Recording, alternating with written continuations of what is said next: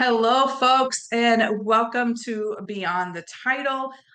This in the KT Center for Leadership is really all around inspirational leaders, more behind the scenes looks at people who have walked through life. We've all walked through life, we've all had challenges, we've all overcome things, and now that are kind of in their next chapter. And they're here to share their story about just life, how they got here, their resiliency, and the things that they are really excited about, what lights their fire. So, beyond the title, again, just raw human emotion, real authentic stories. And today I am joined by Mary Ellen, sorry. By Ellen Murray Zappone, who is from EMC Life Coaching. And Ellen and I met also in our business mastermind course. We've been learning a lot about each other over the last several months and helping each other boost our business, find kind of our purpose, our why, and step into that next chapter in our lives. So thank you so much for being here, Ellen. Thank you. Thank you for inviting me. I'm excited to be here. Yeah. So want to just start by talking a little bit about the question that I want to kick off. I'm always kicking off with is what lights your fire in the morning? What gets you out of bed and excited about life? So right now, what's got me excited is I'm creating a program called Finding the Calm in the Chaos. And I feel like it's challenging times for different reasons for people. And I want to be part of the solution. I want to offer people a way to find that calm. So first I have to walk the walk. I have to practice it myself. So I do my practices in the morning that I call morning mindfulness. And I'm really trying to live my best life. And so I need to do that in order to coach people to do the same. So I'm really excited about this program, and it's got me, literally staying up at night creating more about the program. Yeah, I love that. I love the finding, the calm in the chaos. And I relate to that so much because I feel like the last couple of years that's been where I've been too, right? And to know as leaders, as entrepreneurs, as even women in a business, that there's a lot of things that we're always trying to juggle. And I feel like we hear work-life balance, but I don't know that that really exists. There's always something that's going to require more of our time. And I don't know that we're going to work harder in trying to find the balance than actually being in what it is that we're doing. And so I love that regardless of what's going on and what is pulling our time, it's about finding calm in that chaos. Let's back up a little bit. So, what led you to finding this passion and opening this door? So I was in corporate healthcare for 40 years. Hard to believe because I don't feel that old, but it was 40 years. And I was thinking about retiring, but I really didn't want to retire. I didn't see myself sitting around with not much purpose. So I kept journaling and asking myself, what was next and did I really want to do? And the answers I kept coming up with was more about integration, what I'd learned in corporate, and then more about my personal life, my spiritual life, my creativity, my love of travel, my love of everything nautical, the ocean. So I thought, well, that's perfect. I'm going to put it all into a package of coaching. So I went through a program, Coachville program, to learn to be a life coach. And then I also decided, so I did that 2 years before I was leaving corporate. So I was taking courses at night. And it really excited me because I figured I have to be my best self in order to be a coach. Like I have to actually be practicing this stuff. So I got on a mission with my health and lost 55 pounds and really got into health and fitness because I always said I didn't have enough time. I always said, Mhm. I just don't have time right now. I'm working on this. I'll do that later. And so then it all became about like taking care of myself first. And so I started doing that and then really loving the program and finding the whole thing about creativity and spirituality blending with my corporate experience. Like I like both. I like to say a foot in both worlds.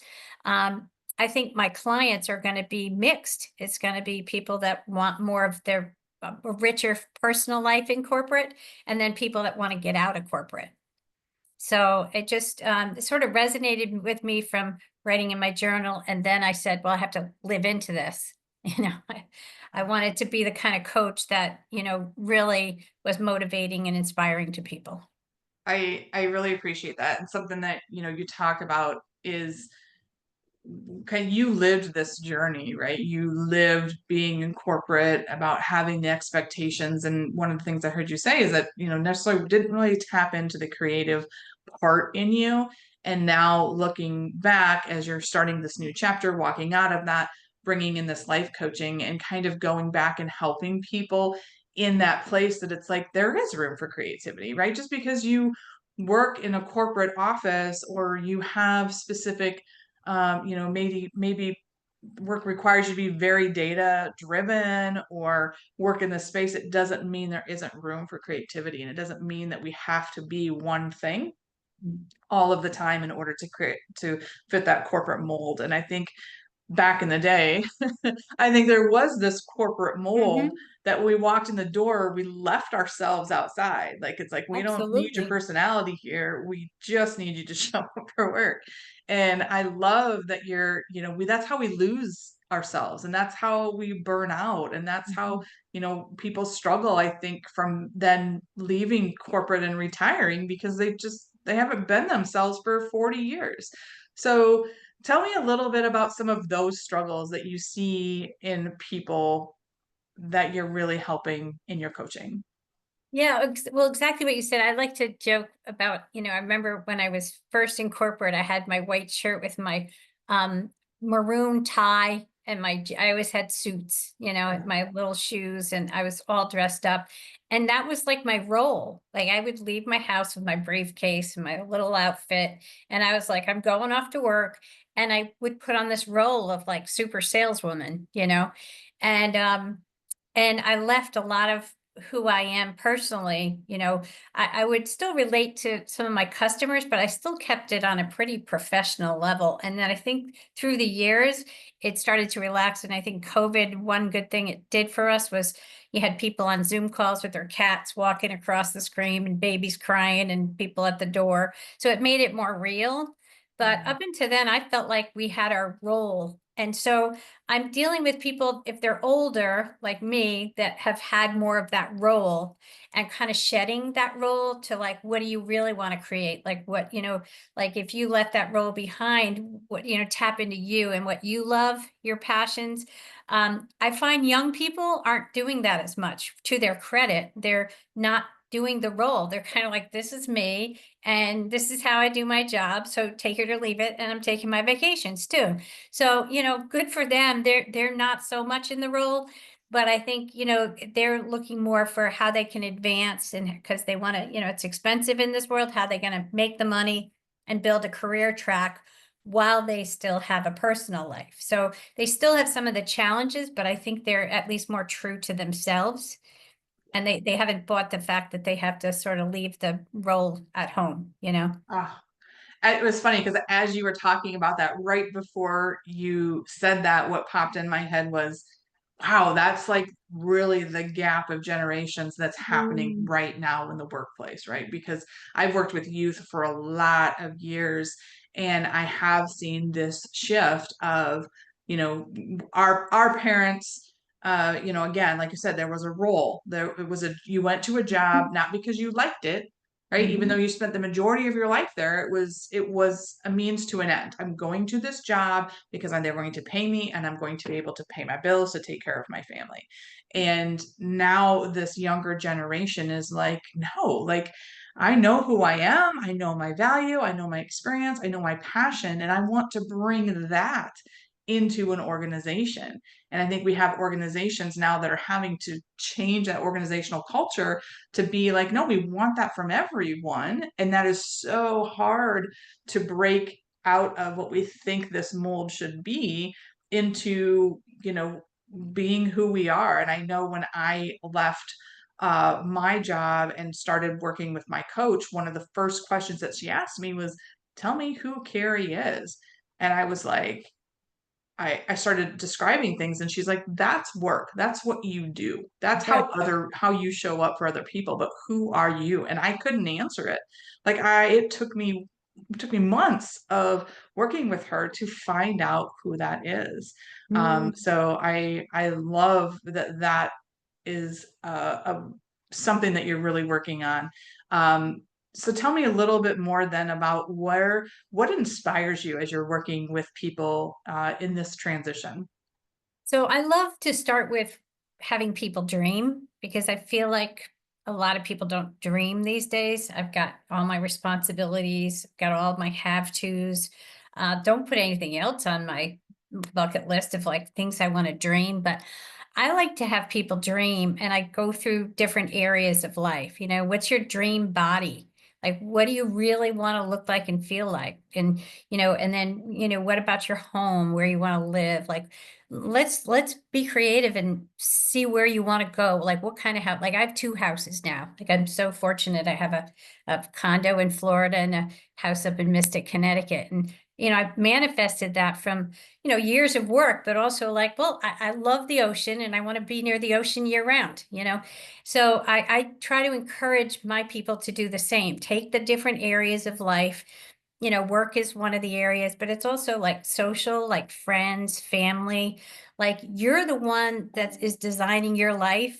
So what do you want it to be like? So we start with very broad, and I have them, kind of just dream about the different areas, and then we'll pick an area to really focus on.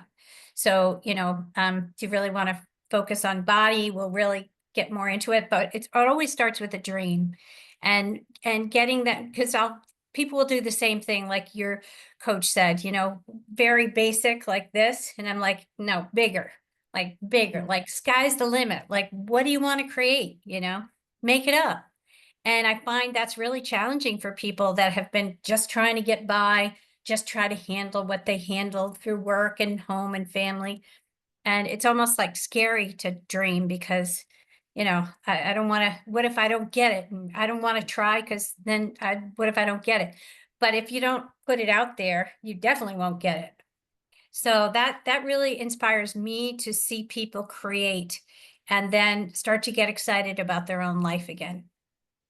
Yeah, I love that. And I think I just read the Four Agreements, Mm. and it was so kind of an eye opener for me to really talking about the structures, that the agreements that we've never agreed to, right? That I have, these are the parameters, the guardrails that I have to stay within because my family told me, or school or religion, or our society or our government, right? These are the things. And so I think that limits our thoughts, like you said, of being able to imagine whatever it is that we want in our life, because I'm only supposed to do this. I'm supposed to go to work and have a career and stay in my home, stay in my box, all these things. And I think changing that, it's practice of changing that message and being able to kind of crack that nut and to be able to say what really, really might be possible. So Yeah. love that. Yeah. So what are some things that you were just hoping for yourself and your business? What do you see in place for you in 5 years? What does that really look like for Ellen? Well, I want to keep working with, well, I see women as my target market. I'm not limiting myself to that. And I love all ages because my daughter being 28, I really want to support younger women in the workforce in particular, because I find that you work with them differently. Like, they might get more work-life balance or maybe less the roles, but they also need to understand the commitment and what it takes to actually get ahead in business, and take risks and things. So it's almost like an inverse relationship of the things younger people have to focus on and older people. They're so wound up for everything they have to do, they can't dream as much. So it's almost the opposite. But I want to work with all different ages, and I want to run programs like this one that I'm running, and I want to add to it. Ways to work with health and fitness are really passions of mine.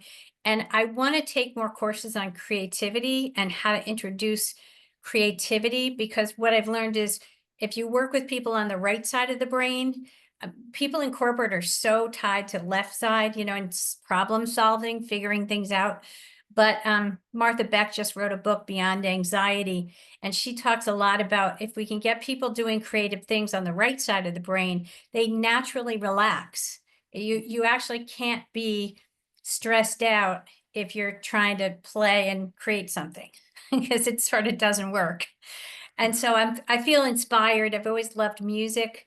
So to do more music myself and to play with that, because I think it will work really well with people in corporate that have been problem solving.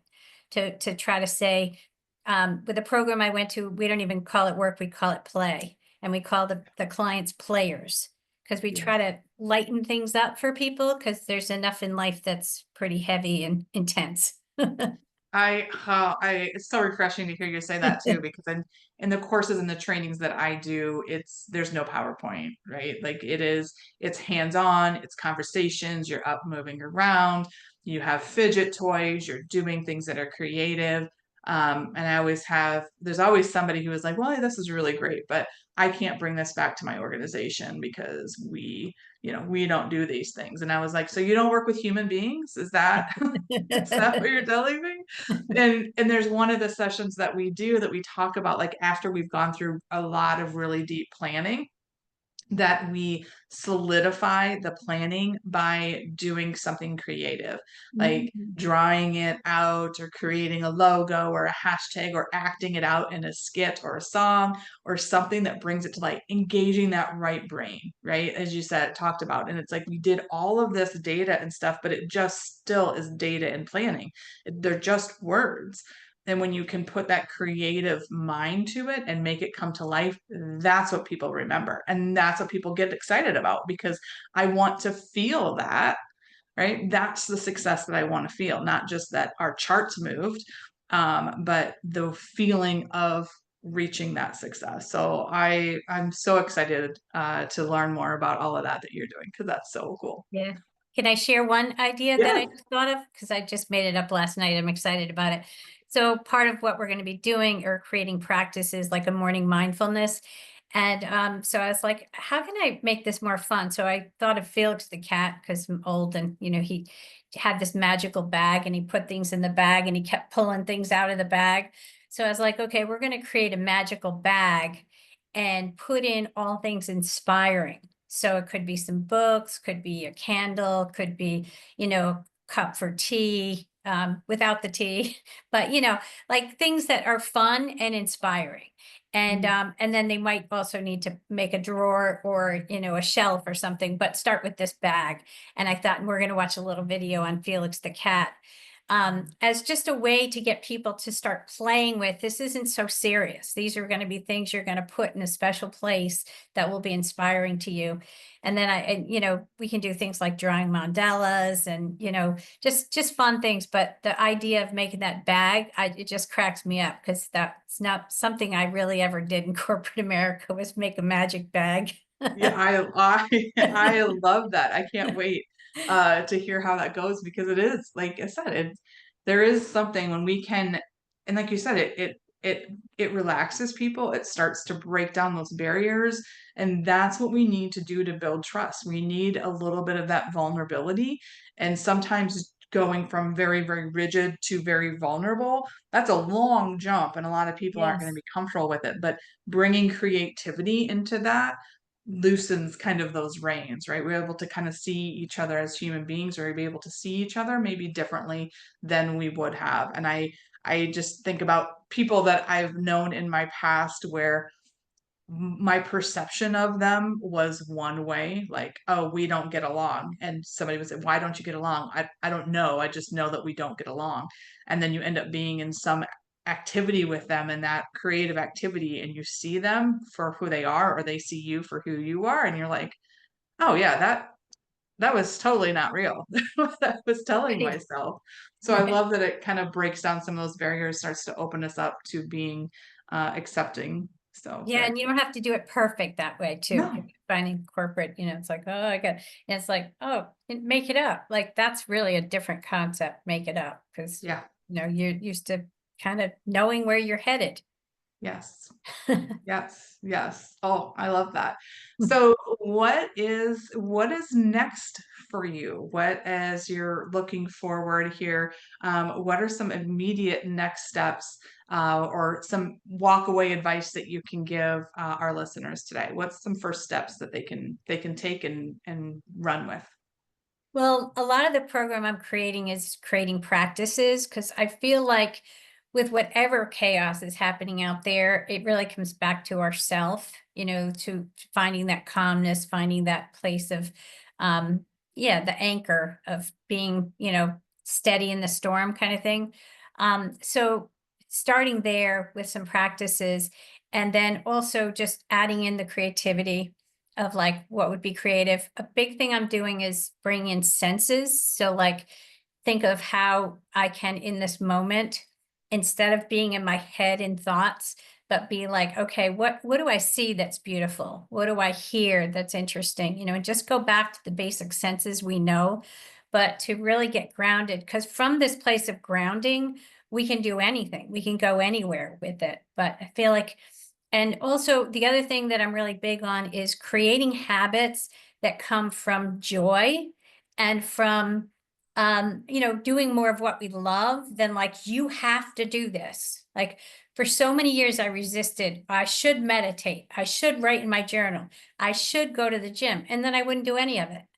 I just wouldn't Yeah. do it because it was like, I'm not doing one more thing I have to do because my life is full of things I have to do. So I started just journaling and then saying, what's one thing I'm willing to do today? What am I willing to do?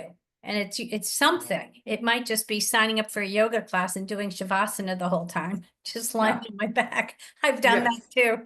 But My favorite pose. yeah, but just talk with just starting something.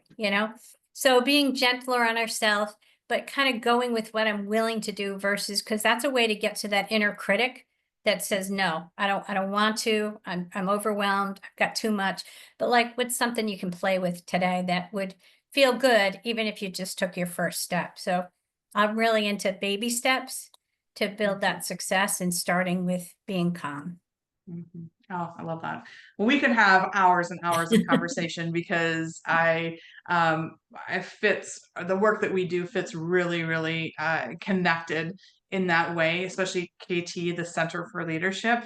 The center is us, right? Me being the center of leadership, and that what we need to do to show up to be good leaders is to just to be centered and to know how we're showing up for ourselves and showing up for others, and that we can't show up for others until we know how to show up for ourselves. And so I really appreciate and applaud you for the work that you're doing. And I can't wait for more and more conversations. So thank you for being here and talking. Everybody else, stay tuned because Ellen will be on again, I'm sure, along with many other inspiring leaders here at the Center for Leadership. And make sure that you like and subscribe so you know when she's back on. So thank you. Thank you, Carrie. You bet.